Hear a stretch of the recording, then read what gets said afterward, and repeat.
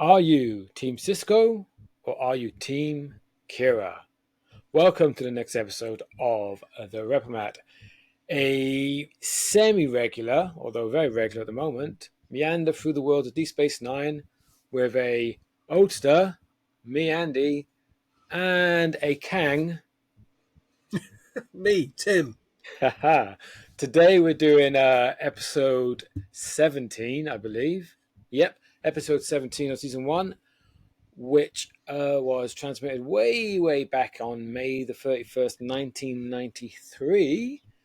It's written by Joe Minosky, a staff writer, and directed by Cliff Bole, who, for those newbies out there, um, I should say after whom, rather, the alien race, the Bolians, was named.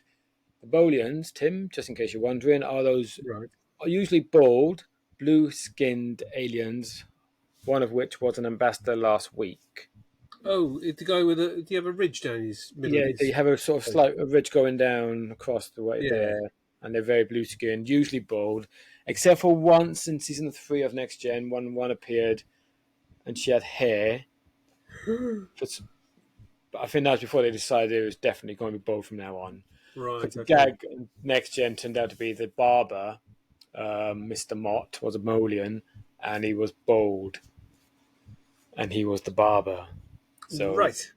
I think the gag just sort of went from there, and it just became standard. So, Tim, yes, how's your week been? What sci-fi fun stuff have you been doing? Anything? Not an awful lot of sci-fi this week, although I have started reading Count Zero, which is the second in the Neuromancer trilogy by William Gibson. Okay, cyberpunk series from the 80s. Very postmodern novel. Not a particularly easy read. I've read them before some years ago. Not a particularly easy read, but very much created that sort of cyberpunk world that I suppose books like Ben Aronovich's Transit, Doctor Who New Adventures novel. That's kind of really kind of inhabits the cyberpunk world as well. So yes, I've been reading that this week. I've not got very far because I've been doing lots of other stuff, lots of boring, dull domestic stuff. Life, exactly. Life has got in the way of me having any fun and enjoyment this week. And in any other spare time I've watched a few Pink Panther films. You still on the Pink Panther? Yes. Yeah. That's of course where the that's Ant Heaven, of course. You do know this, yes? Pink Panther Land? Yeah, Pink Panther Land is Ant Heaven. Oh right. Yeah, you know. Dead ant, dead ant, dead ant, dead. God, Henry Mancini returning in his grave. Boom. Jeez. Oh dear. I've used that one at work. Alternative perspective seasoned Deep Space Nine fans, please apply here. There's a potential vacancy for a co-host. For a new host. Yeah, we want a new host next year, please. I use that joke at work a few times, usually with the younger ones, and they look like Pink Panther? What? Exactly. The oldsters are like, yeah. So yeah, that's my week. How about you? Well, I'm still going through Dune. I'm on book 2, or the second half of the book. Okay. See, I remember, right, when the film came out, they said it was mostly book 1, to which I took that meant it was most of book 1. Oh, okay. But what I think they meant is it's mostly book 1 with a bit of book 2. Because the scene I'm now currently reading is basically the last scene of the film. So I was reading like an earlier scene the other day, and I'm thinking, I'm sure I remember Paul fighting with the guy one of these Fremen. I'm sure, but it doesn't happen. But now this fight's about to happen in book 2. I'm like, oh, okay. So when they say almost all of book 1, they obviously meant it's mostly book 1. So is Dune is it is it split up like, say, the Lord of the Rings is? So it's in separate. Dune. Uh, Dune the novel, is it separate? Mm. Is it set? Is it split into separate books within the novel, or are Yeah, you it's onto just the like second novel of book the one, series? book two. It's still one story Right. straight through. It's like Yeah. a midway Like Lord cliffhanger. of the Rings is Fellowship of the Yeah, Ring, Two Towers, and yeah. it's kind of Okay. like how I think we've done it and occasionally done it in Left with Stuart, where we've seen Doctor Who books occasionally where they have like part one, two, three, and four. Yes. Just, I think it's Sorry, maybe I'm helps gonna it cough. makes it a little bit more digestible, perhaps. Oh, by the way, general viewer, he's bunged up again. Sorry about that. He's on the lem Did have a snips, cough. the lem sip. Indeed. Slipping a lemsip tab. Yeah, so it's more of a lem tab, isn't it, than lem sip? Hmm. Lem tab. Poke. But yeah, I digress. Obviously, You always. do. Yes. I never digress normally. But yeah, so I'm still going through June, which is enjoyable. I sort of put the Midnight Swimmer a little bit on hold because just like with Clara's Heart, it's a really not as well told story, probably actually, not as involving, but it gets a little bit boring when you're reading it. Occasionally, it just Okay. gets a little bit like, I'm not feeling compelled to keep reading right now, so I'll slow down a bit. But Oh, as I'm that's a reading shame. June, it happens, doesn't it? But I'm reading Dune, so that keeps going. On terms of TV wise, I'm still doing Only Fools, so I'm stuck in the 80s. Mm-hmm. I've got the very last three episodes of Battlestar, the reimagined one to do, but Okay. there's an extended unaired version, which is all three episodes with a few extra scenes they cut for timing, which runs like 2.5 hours. So of course I'm like, ooh, that's not really a pre-work thing like normally. 45 minutes, I can squeeze that in. 2.5 hours, that's a large chunk of morning. So, and of course, I get home at 10 at night. Don't want to be watching 2.5 hours of anything. So No. it's sort of on hold until I'll probably watch it after this actually, because then I'll have a bit of time. Cool. So a new series that has replaced that, I've got back to the $6 Million Man, keeping it sci-fi. Okay. So Lee Okay. Majors. Yes, yes. I used to love it as a kid. Absolutely adore it. It's not really a series I've ever watched very much. I've always been aware of it, but Well, it was yeah, because it was kind I've of like never the really, mid never '70s, really wasn't watched it. it? I Yeah, it think must have still so. been on in the early '80s because I mean It would have I been used to love the repeats, Fall Guy, so definitely. I know Lee Majors from the Fall Guy, and Yes, which I was is literally aware of him playing out the trying to things. point So it without getting into. Hang on, it's very difficult pointing. So you see the DVDs next to my finger, I do those two white ones. those two That's white ones. Fall Yep. Guy season one and two, Ooh, nice. which I've not rewatched yet. Basically, they've been sitting there for a while because I've. Yeah, It's one of these things that they've done one and two, they've not released the rest of it. I'm like, so I'll patiently wait. But yeah, yeah. $6 Million Just in case Man. you get to the end of season two and think, I really want to know what happens next. I can't remember. It's been so long since I've seen the Give me Fall more Guy. Heather Locklear or Heather Thomas or which Heather it was. I can't Oh, I remember which don't Heather. Which remember. I blonde just bosomy remember I Heather? enjoyed it back in the day. I used to love Fall Yes. Guy. Yeah. But yeah, $6 Million Man was my thing. Used to love that as a kid. Used to do. I used to practice. In the show, they do the slow mo run when Yeah. he's going fast, but he's actually weird how slow motion suggests speed. It's It's odd it's that it does that. always good to play in the playground and stuff like that. Yeah, it should be as a kid like. Because they used to do it in Wonder Woman as well. Yes, I did. Well, actually, When I'm on usually when season. she picked up some guy and threw him through the air, and you'd always see him fly through the air in slow motion. Yeah, it's Yeah, great. yeah. Actually, I'm on season three because I watched season one and two a while back. I finished season two while I was living here, so certainly finished Hmm. within the last 4 years.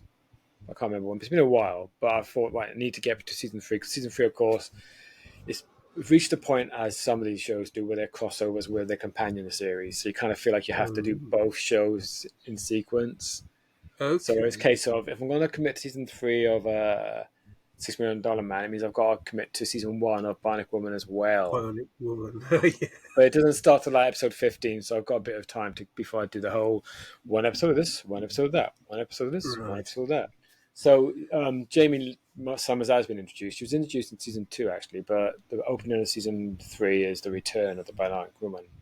It's quite funny. They have this little previously on the $6 Million Man, a few shots of the Bionic Woman episode from like over a year ago, acting like it's just happened. And Jamie apparently dies at the end of it, and the voice of a guy, Jamie Summers, apparently dies. Or does she? Find out in this episode of Bionic, $6 Million Man, Part 1 of The Return of the Bionic Woman. It's like, I think you may have possibly just given away your own answer there, mate. Gosh, yes. I think she might have survived. Thanks for spoiling it. But, I love when titles do that. They totally just spoil everything. You're like, Doctor Who does that, of course. Star Trek less so. So don't really go for the whole like Revenge of the Klingons or Wrath of the Romulans. They don't really do those sort of titles. Yeah, so much. But, this was one of those, really. Yeah, well, yeah, they do often do titles where you're like, "What's this about?" But since you mentioned it, shall we talk about Deep Space Nine? We can do. What I was going to say at the beginning is you did all of that spiel, but you didn't say what the name of the episode was. Oh, eek. Well, the episode is, you see, last week, if you was watching it, you may recall, we weren't entirely sure how it's pronounced. I usually say Dramatis Personae or Personae, and you normally say... I'd say Dramatis Personae. Right. Turns out, because I thought I'd look into it, because I thought we can at least pronounce it right this time, it is apparently pronounced Personae, which sounds wrong to me. But maybe A and E is an E sound. Was it sponsored by Sony? The website that you visited. I don't know. Maybe that's where Sony came from as a name. Maybe something to do Dramatis with Personae. Plays and stuff. Because it's all about sound and visuals. I don't know. Or it's probably created by somebody called Mr. Sony, really, isn't it? Probably. Or he had his grandson and his niece sitting there. Goes, well, you sit on my knee. Oh, Sony.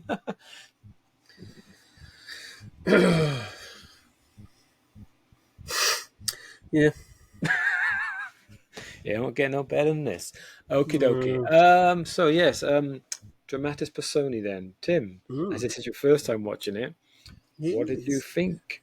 What are your first thoughts? This is another episode that I really enjoyed. As I said, I think we reached a turning point with whatever the episode I said the other week was. I can't remember which one it was. I can't remember which one it was. But I remember saying we've reached a turning point now. Yeah. But yeah, no, this is another progress episode where I just sat there and enjoyed it throughout. And I was also glad in myself that I quite early on I thought there's something manipulating the characters here, because although we've known that there are sort of occasional frictions and things boiling on sort of kind of simmering away underneath, the way that they just boiled over here generally in a slightly not unnecessary way, but they boiled over quite quickly. I thought something's happening. There was also a scene where Dax was looking at a desk or something, and she was having a conversation with someone that wasn't there. Yeah, she's a bit off, wasn't she? So I assume from that must have been the kind of the telepathic sphere thing. Failing kind of, to connect. Yeah, it was must have been trying to engage with one of her. Has she got two brains or two personalities or whatever? Technically, she's one joint being, but there are still like multiple personalities in there. Yeah, they can't exist separately, can they? They can't. No. They're symbiotic. So they go into it. There's an episode coming up in season 3. So that's a while away. No, season 2. Oh, there's one episode coming up that sort of goes into it a little bit. Cool. There's one in season 3 where they really go into it very well, and they try to explain the idea that all these people still live in her, although not on a conscious level. So she's always drawing from it. It's like we always have loads of voices in our heads, not in a crazy way, in just a general sense of from our is this the past right and thing stuff. to do? So obviously that I guess that telepathic alien was finding it difficult to connect because there was not a multiple personality thing on a certain conscious level, but certainly in wherever they were connecting with everybody else, Yeah, they were finding it hard to do with Dax now because yeah. obviously Dax and Jadzia are not entirely the same person. And then you had that wonderful moment with Odo where his face kind of like flips. Yeah, and then Dr. Bashir! which is and that was really effective. And just the it was a like a sense of unease. Not it wasn't like a scary episode particularly, but it was an episode that It was where tense. it was just uneasy and tense the Yeah. whole way through. I did think that was really well done. Mm. It, because the actors or the cast were kind of given the kind of given a little bit more latitude, I think, where they were playing slightly exaggerated versions of themselves in some way. Yeah, Um, they weren't so changed at the beginning, certainly, that you didn't think they weren't themselves. You still thought yeah, something's going but on they could. clearly. They saw it clearly being influenced in some way, but they're still sufficiently themselves that you're not sure what's going on yet. Which, Yeah, yeah, I but it think was is a little clever bit because heightened.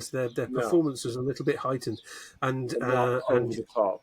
yeah, I really like that. So I just and like the studiousness of Cisco as he was working on the clock and stuff. That's probably my favourite Avery Brooks It's episode so interesting you far. say I that thought he because was wonderfully detailed in his performance.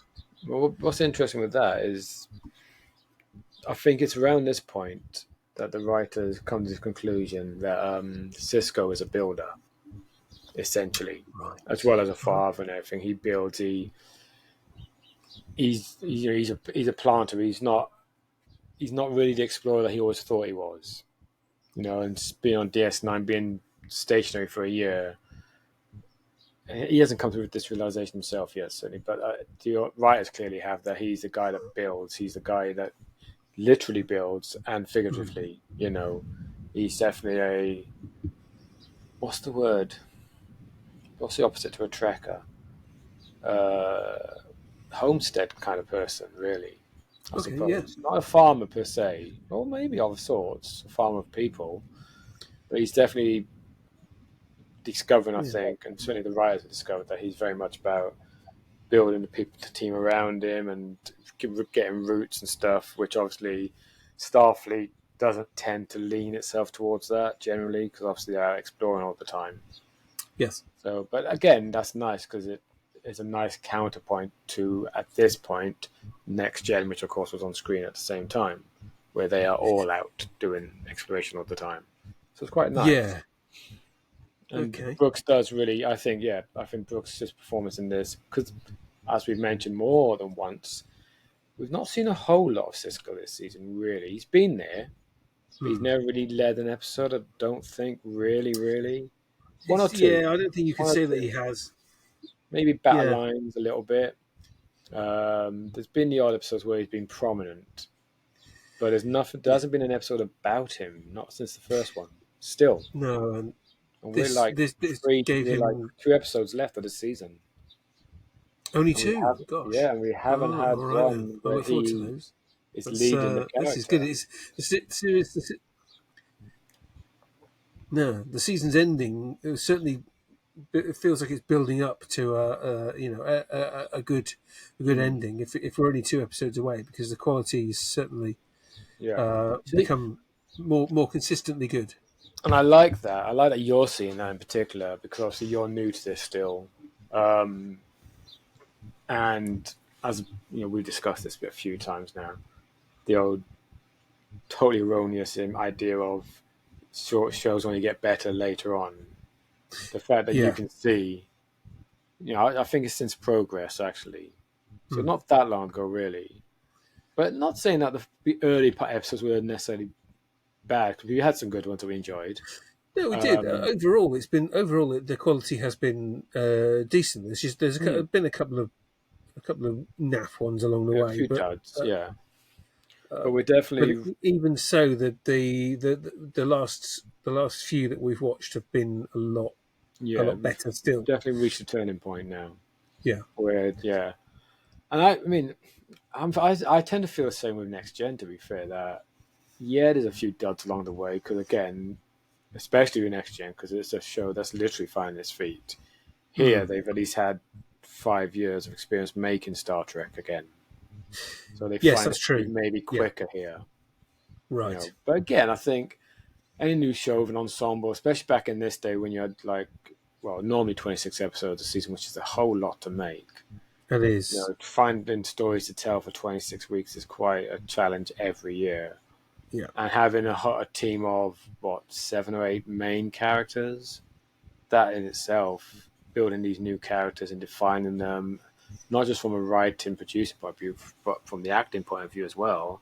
Because not only is every actor's got to find their character, they got to find how their character is in relation to this person and this character, and especially if it's a stationary, I know we've discussed this more, but I think it bears repeating as the series progresses, because we can see it more and more and more. And I think it's good to give credit to all the cast, really, have done such a great job, even up to this point, so early on in the run of. I think we know them now mostly. Yes. I think I'd agree with that. Maybe Dax is possibly still slightly unknowable, a little bit. I get the feeling that I'm familiar enough with them, but I don't necessarily know them all that well. Certainly not in the way that I would think that there aren't other stories out there that they could tell that would enlighten those characters even more to me. So I think I'm kind of comfortable with them. Mm-hmm. And I think that's a good position to be in at the end of the first series. Yeah, for sure. To be comfortable with those characters, but not by any means to be under the misapprehension that I know. I think another good thing, everything about them. I think another good thing. We seem to be on season overview.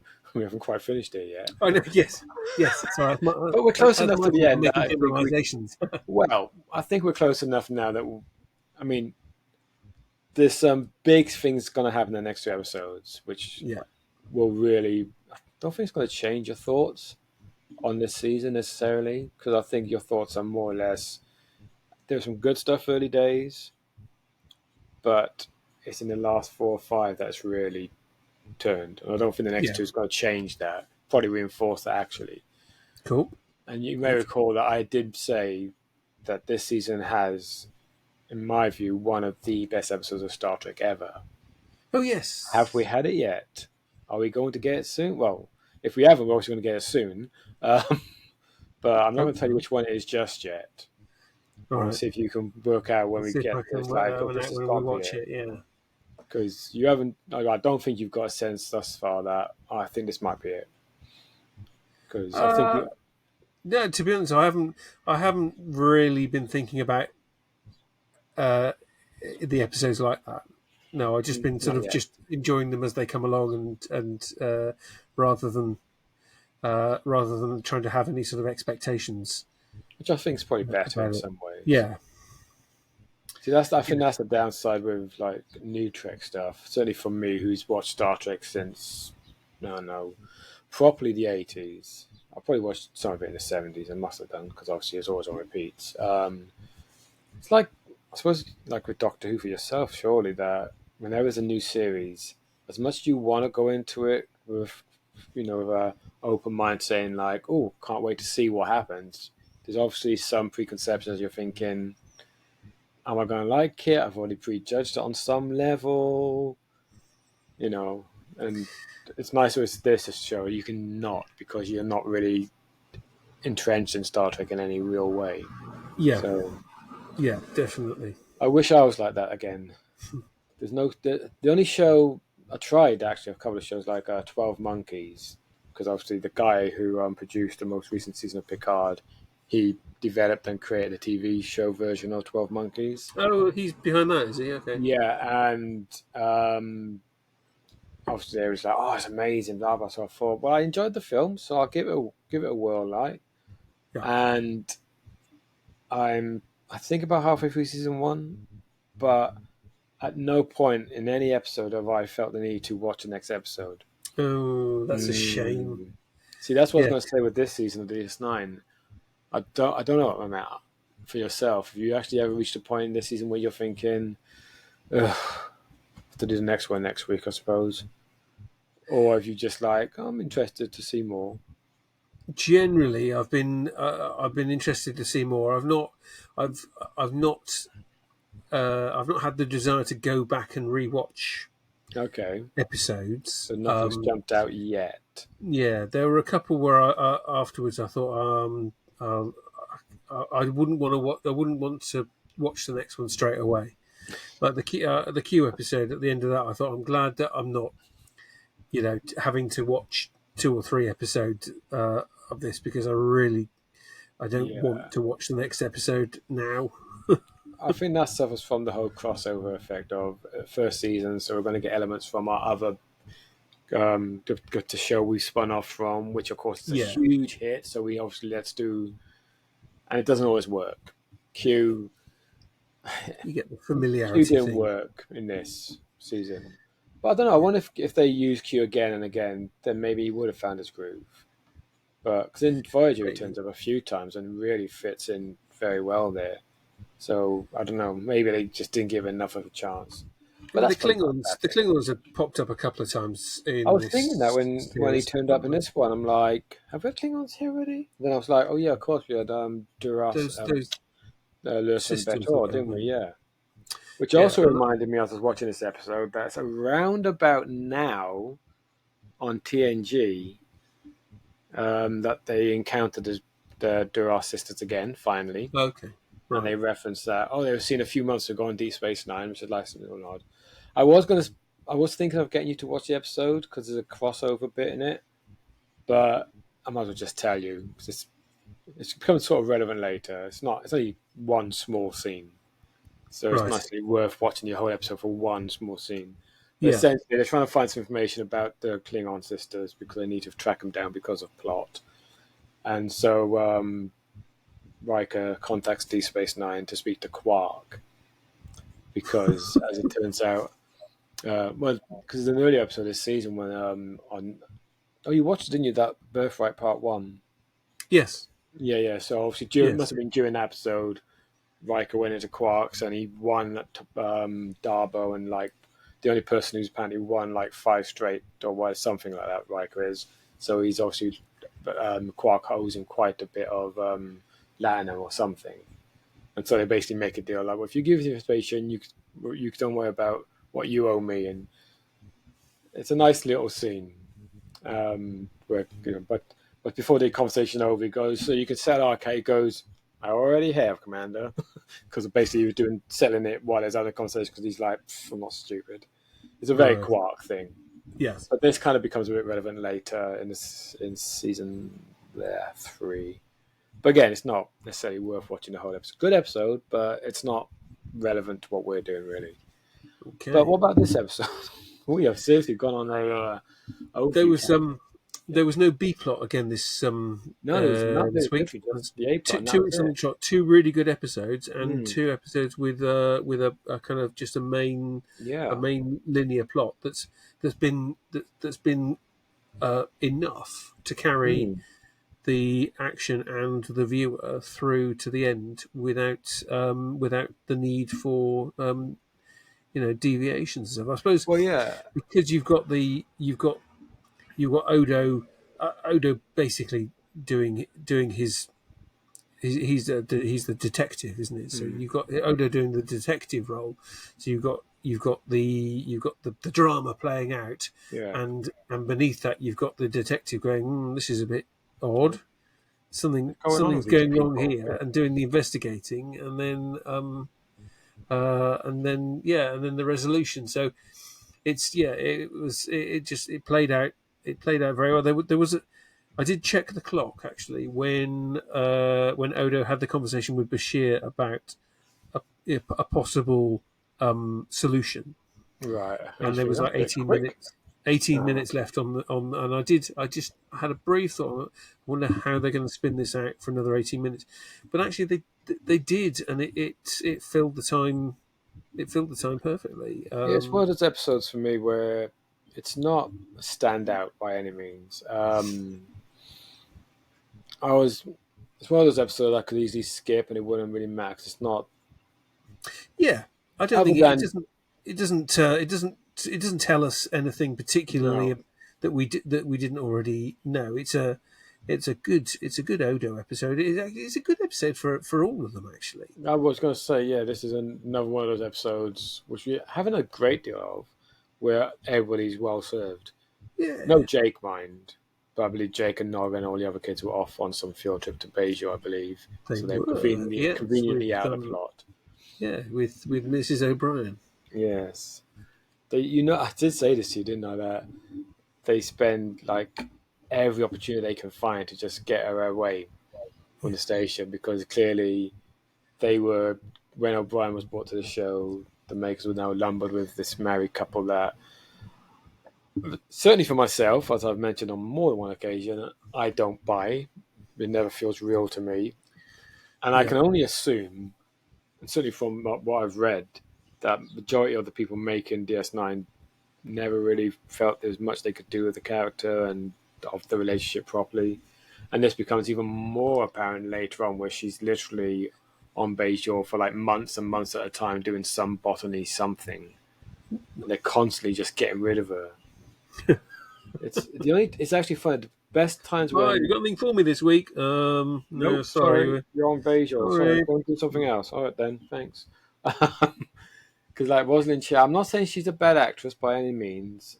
I think it's just Keiko's just not a very interesting character, Yeah, and it's just not written very interesting. When she's written, it's always like quite a very stereotypical whiny kind of wife who's constantly seems to be trying to put her husband under a thumb all the time. It's just like, is that all you can do with this character? I mean, the best yeah, stuff they do with her is like the stuff later on when like where she's possessed or something. It's like, well, that's not saying much. That the only time you can give the actress a decent thing to do with a character is when she's not really playing the character anyway. So I don't know, but this is definitely not the Keiko show because she's not even in this episode, no, indeed. which is So, good by me. Not a fan. it's another one of those episodes. I suppose that there's not a huge amount to say because I do have or a I haven't question. got a huge amount to say because I enjoyed it. You So enjoyed it. I think. I mean, it's one of those ones. It doesn't provoke much conversation in me because, as I say, it's not. There's nothing of importance really going on. It's a pretty typical sci-fi plot, really, of people yeah, acting out because of some alien influence. Um, yes, I it's think not the highly best way. original in that respect, but it's very well executed. Oh yeah, nothing wrong there. Um, But I think for me, I'm just. It's one of those episodes I'll say, it's inoffensive. It exists. It's not an episode I would necessarily go out of my way to watch if I needed for. Oh, I want to watch an episode. It definitely hmm, wouldn't be one of the ones. Not to say it doesn't have some, I suppose, important stuff. The whole Cisco, the building bit first coming into effect. That's obviously good. But one question I don't think it gets answered in this one. I'm very relaxed here. Sorry. that's all right. I do apologise. I'm very professional. It's just I've got a bad leg, so I've got my leg on the desk. And when you got your leg on the desk, it's hard to sit up straight. Because this bike riding stuff turns out, when you're in middle age, it's not as easy as you remember, and your body takes a bit longer to get used to it. Yeah, I learned that one out in the past 2 weeks. Still doing it though. Good. I will adapt. It just takes a wee bit longer. Like we said earlier about food, innit? It just takes a wee bit longer for your body to respond to things when you're getting to a certain age. Sadly, Yes, gentlemen of a certain age. The question I do have, because I'm pretty sure it's not answered in this episode. Yes. It seems to be that Bashir's not been affected by it, this alien thing. However, in the cargo bay, when they do the sound and it all comes out of everybody, it comes out of him too. It does, doesn't it? I did. That was something I So I'm like, noticed. he seems not to be affected because he's not taking sides. No, but he's quite adamant throughout about that a side needs to be taken. But he's not So taking one. I get the He doesn't feeling work that with Odo. I kind of got the feeling that he was being that he was sort of possessed, as it were.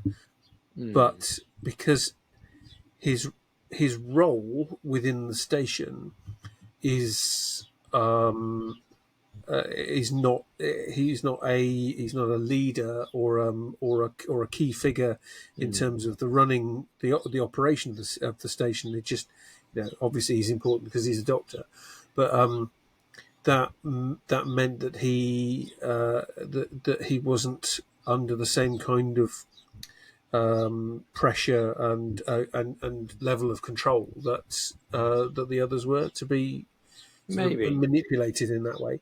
I guess. Because I wasn't sure as well, and then a couple of times when he was saying, well, what side are you on? Whose side are you on? You need to pick a side. I'm thinking, yeah, no, that's there, because I was also wondering if that was going to affect his ability to come up with a solution, and obviously it didn't. But yeah, I suppose you could say that's potentially then either a plot hole or a weak point in it, because there's a lack of clarity, and Yeah. if they rather strategically kind of overlooked that. I mean, he certainly should have been affected because he was there with the Klingon when he died. He was the closest one Yeah. to him. Because it's the way he works with Odo, and I'm like, that's not quite. That doesn't really make sense if he's part of the play that's underway. Yes. Or I suppose, well, maybe I suppose when you got any kind of play or drama, because that's obviously what this was all about, Yes. where two opposing sides are assembling troops and getting whatever's, there's usually somebody who's kind of in the middle ground, who he wants to be on one side or the other, but he doesn't have the ball to do it. But he just needs somebody to give him something to do, and of course Odo does. So maybe that's kind of his role in it, I guess. Maybe. Yeah, possibly. I'll tell you what I'm thinking, and I don't know. It's been so long since I read it or saw it that I can't remember the specifics.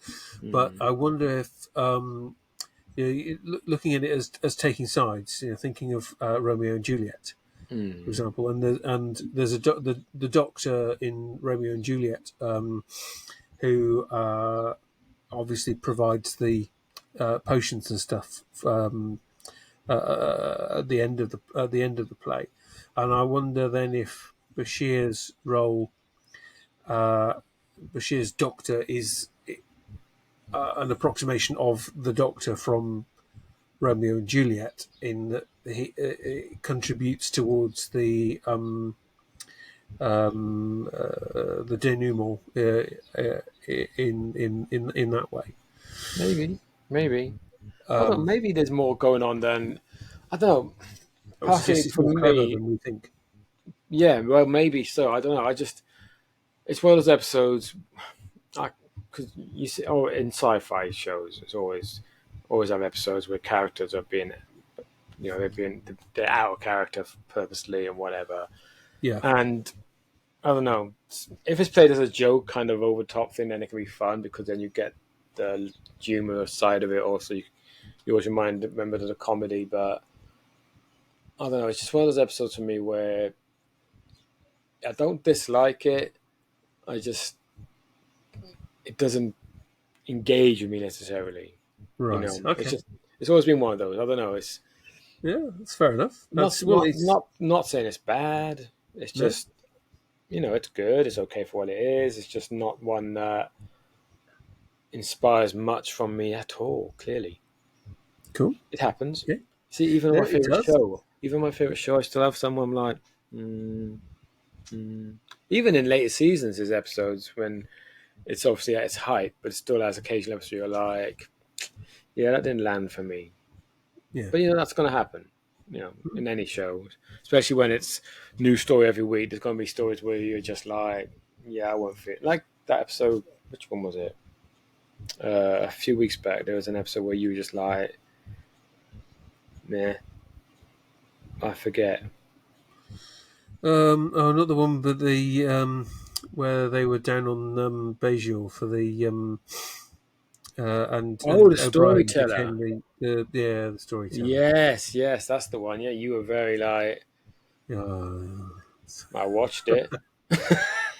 I think you're yeah, kind of like I am here. I'm like, yeah, it's all right. Yeah, yeah, I've forgotten it next week. Well, as you know, when I was watching this, I'm thinking literally all week. Not like I've been thinking about every day, obviously, but I mean, like, even watching it, I was thinking, oh, it's the one with Aphasia, isn't it? Yeah, of course it is that one. And then as we're going through, I'm thinking, no, it's yeah. not. Because Jake's We've had part of that that one already. story. Yeah, we Yeah, definitely had that one. Hang on. And couldn't quite remember what's going on. And I'm like, oh, yeah, I know which one it is. So yeah. clearly it's not a memorable one for me, even No, after 30 years since it's first shown. Or 29 for us, I suppose, over here would have been. Still, it's okay, it's good. The actors do they do their best as always because they never do anything but their best. To be fair, no, and then our visitor did a lot of good stomping she's around, and wonderful. yeah, You could just I yeah, mean, I'm looking forward to episodes coming up where she gets some really meaty stuff. cool, I mean, more meaty stuff because she's obviously had some already. yeah, And my God, there's an episode coming up where she's just phenomenal. And I say coming up, I mean like next week. right. Okay, She's so so what's good. next week's episode called? Okay, well, we might as well wrap it up. Well, it's about time anyway, to be fair. We're closing in. Next episode is called Duet. Duet. Mm, Okay. what do you reckon? Could it be a Two-hander? musical? Oh, God, I hope not. I'm not ready for that yet. Bit At early least, in the at run. least Buffy let you get through about six or whatever it was seasons before they tried that. Mm, Um, but it worked, I think. yeah, yeah. That You don't have suggests to to me a agree. two-hander. Every show, especially these days, everybody does it, don't they? Yeah, Now, I don't think exactly. DS9 ever goes down the musical route. Well, yeah, not as such. There is you skeptical. You do well to look skeptical. Right. Later in the series, like really Yeah. quite late in the series, I think it's in possibly the last season only, maybe the last two seasons. Definitely in the last, they create this new horror suite program, which is basically a 1930s lounge with a very Frank Sinatra-esque character who's a lounge singer and stuff. And well, it's one of those. One of the producers adores this kind of thing, so obviously you sometimes get a bit indulgent, and obviously people don't always say no to you. And Yes, particularly when it gets towards the end of the run. yeah, and it's a very Oh. indulgent thing. But and I've it's when we get the you'll see. When I'm watching the episodes, you'll see me be like this a few times, like because I'm not. I just it doesn't interest me at all. I can see why they did it, and occasionally there's a few bits in it that work, but generally I'm like, yeah, this character and this whole setting just nah Well, a few for years down me. the line, when we get to season 7, You I'll may have forgotten. see if I remember. But No, you remember when yeah, it gets there, 'cause you were like, oh, good God, yes, I remember you telling me about this. God, that was years ago. I forgot about that. It's like, yeah, I'm glad you forgot about it. Oh, I've forgotten about it for a while. So, but yeah, anyway, that's a little while away. Yeah, that's to come. Cool. that is Okay. definitely to come. Yeah. Okay. So, once again, everybody at home, thank you. Hmm. I was looking at the cameras. If you guys are on my camera, I mean, on my computer screen, but you're actually there. You see, if I put the camera right facing my computer screen, I can't see what's going on. So I have to put you down there. Technology, You right? could just. I'm just not one of these people. You get some like you see on YouTube and stuff, reacting type people who are just really good at looking at the camera all the time. And I'm like, no, I just don't. I just feels weird talking to an inanimate object, but I'm talking to Tim, so that's different. But I don't know. You see, it's I'm just not an I'm actor, talking to clearly. you on the I'm talking to you on the screen here, which I think is just below the camera, so it's Yeah, so it's kind of fits. My doesn't old yeah. webcam was good because I could have it right above, so it fit. But obviously, this is a proper camera, so it doesn't really work. But Yeah. anyway, yeah. So we'll be back next week. Well, most likely next week, to do duet. In the meantime, please like and subscribe. Comment below, it'd be nice. Or you can now contact us on various social media platforms because not only are we personally on these things, Instagram and Twitter and blah blah blahs, we have now got a page dedicated to the Replimat on Instagram. Twitter, I have heard, is apparently going to be going very soon to you have to pay to be on it, apparently. Sean was telling us this the other day, so hence why Threads has become the fastest growing social media platform ever. So everybody's on Threads now. We're on Threads. Because I haven't quite worked out how to set up a separate one yet. Right. But my own personal Threads account is mostly just going to be the Replimat stuff and related stuff. Very little, no Doctor Who if I can help it. It's going to be basically just what I kind of want my Twitter to be, but it's too late now. But Twitter will be gone soon, so it won't matter anyway. So I will I will put all the links in the description below. Saves us going through the usual thing of saying them on screen and getting them wrong. So you've never done that before. So we'll have all links for Twitter, not Facebook, because we don't really do public Facebook, do we? No. Facebook's private. If you find us on Facebook, good luck. Instagram, Threads, Twitter. I think that's enough. So it'll just be us probably two. enough for now. Yeah, just for now. And eventually we'll get a mic off account, as I keep saying. Once we get enough viewers and get some money, it'll be nice. We can buy new cameras for other people and new mics. We don't need new mics yet. Get you a nice ring light so you can have light circles in your eyes as well. It's because you see it on thing. Look, ready? I look that way. I have circles in my eyes. Although then of course you blink and you really do have circles in your eyes.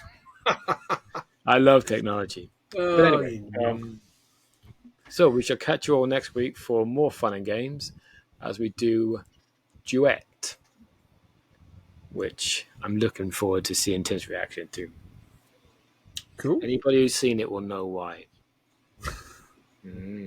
So until next week, I have been Andy and I've been Tim. He has been. I have indeed. So, yeah, I was going to think it was a good sign off then. I completely just see that's how much this episode has sat in my head. See, I told you it's not an episode that gauges me at all. So until next week, bye bye. Bye bye everyone. See you next time, Duggan.